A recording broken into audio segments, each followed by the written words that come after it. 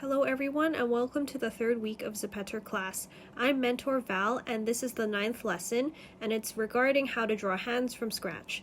So today I've prepared two hands for you guys. The first hand will be of a person holding a gun, so just holding something. And this is going to be my second hand. If you want to know how I did these and perhaps try it yourself too, then keep on watching.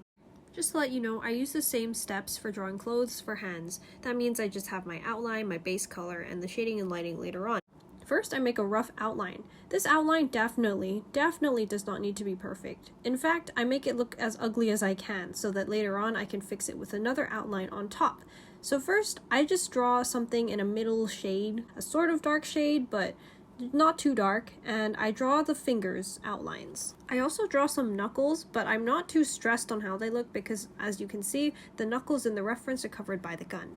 I don't have a traditional art background, so what I'm doing is just eyeballing really how the fingers look. So I see that the fingers are shorter looking because they are curled.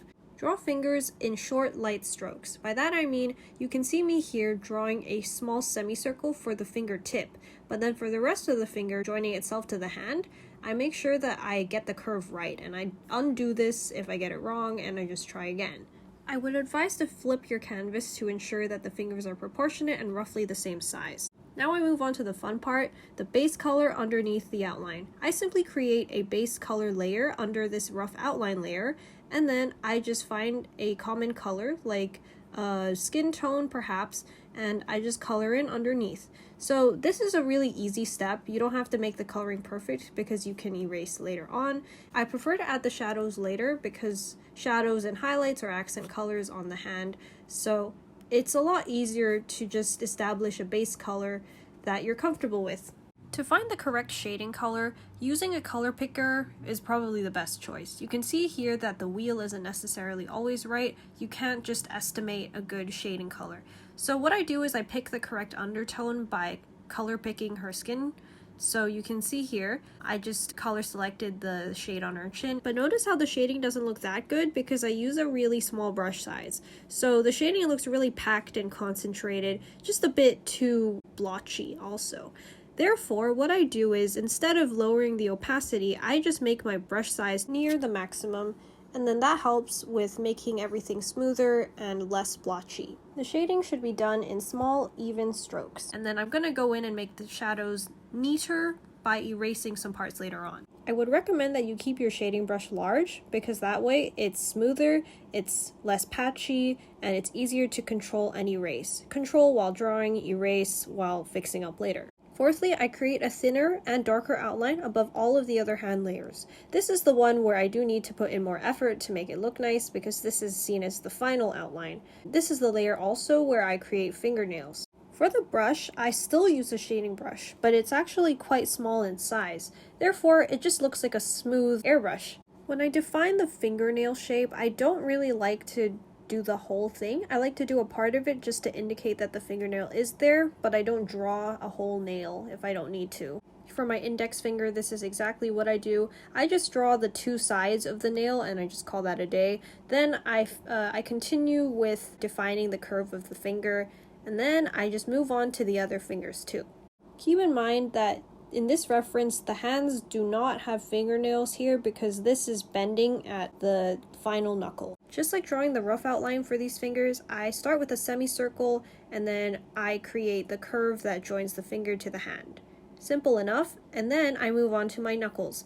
The knuckles are also easy. I just traced the shape that was given to me, so it wasn't that difficult to create these shapes using the final outline because all of the shapes were there previously, and I made sure to do that through indication of shading and also, of course, the rough outline. Now I'm going to go back to my base color layer where I'm going to erase the edges that went out the lines of the final outline. Also, I'm going to touch up some areas around the fingers in case I missed some spots. During this step, you should also make sure that this hand matches your reference. Make sure that all of the elements that you need are there. For example, the reference calls for the thumb to be facing down at a certain angle, and I make sure that the parts touching this thumb are correct and accurate. Unless you're a professional artist, I feel like everyone needs some reference of sorts for hands, just because light and every individual finger needs to be carefully positioned to make it look aesthetically and artistically pleasing. Here you can see me adding some finishing touches, including highlights and erasing or hardening the shadows.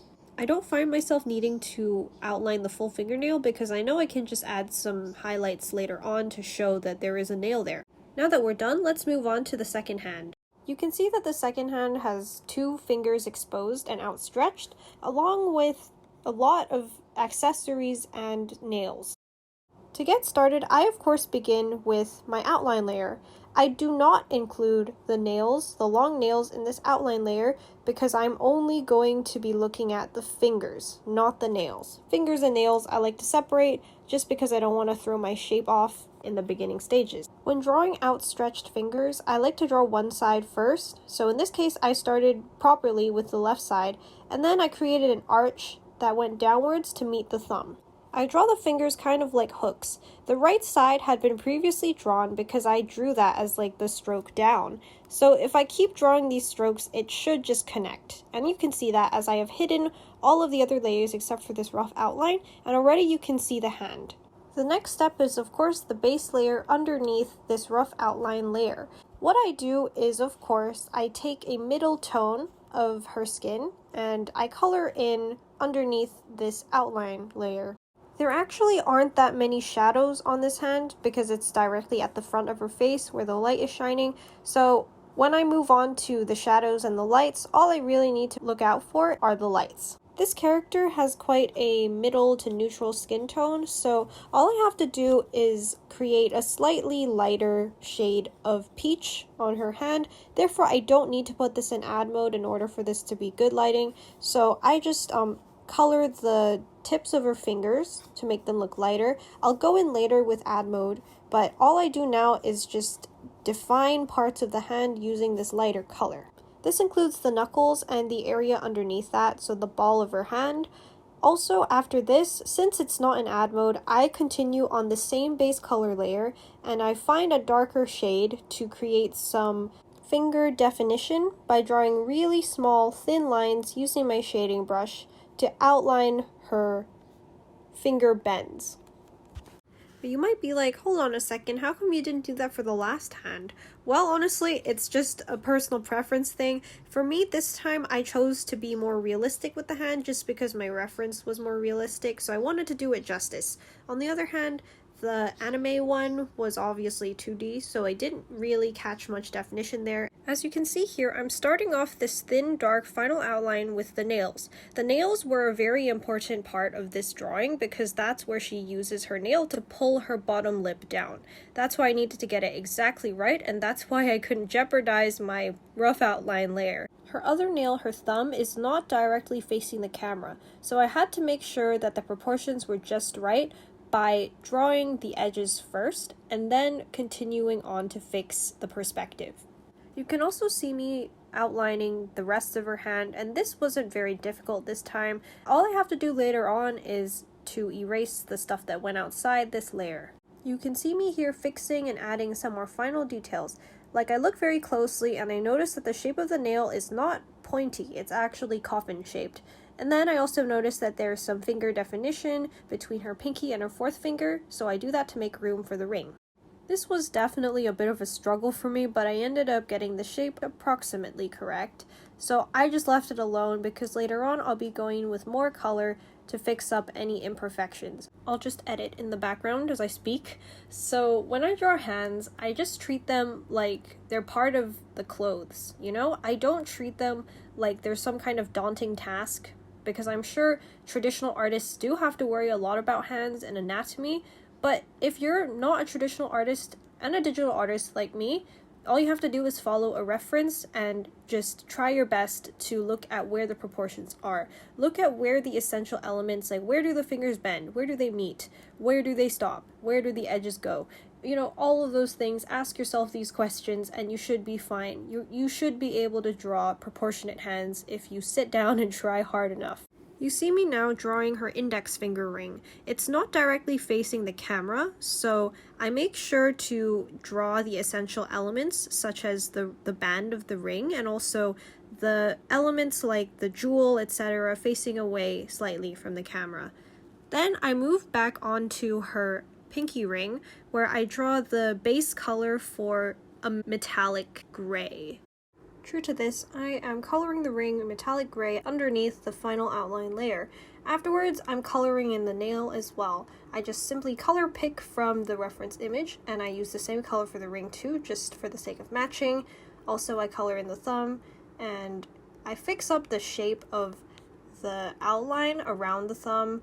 I'm going to add a decal of a material on the nail because I think drawing it individually would be way too much work.